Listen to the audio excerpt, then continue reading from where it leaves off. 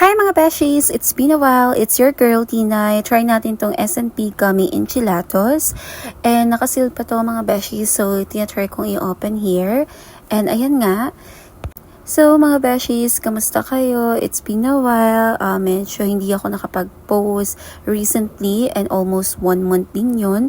And here mga beshies, makikita nyo, ito yung tahin powder and ito yung chamoy sauce. And ito mga beshies, ito yung mga mango cubes and ang gagawin lang natin is lalagay natin tong chamoy sauce and ito ring tahin powder.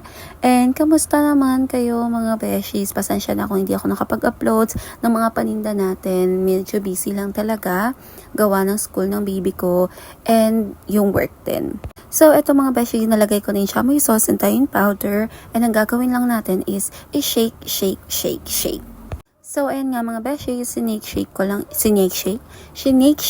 siya. I-shake nyo lang ng i-shake kasi mamumuo yan dun sa may baba. Kaya mas maganda is yung well-shake siya.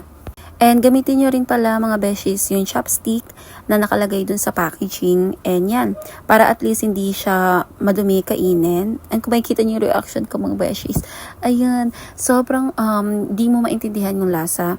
Kasi naghahalo yung tamis, naghahalo yung anghang, and pati rin yung pagkaasim niya. Kaya kung makikita nyo is medyo hindi maganda yung reaction ko.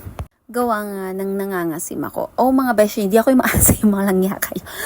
Yung enchilatos, ang sinasabi ko, kayo naman.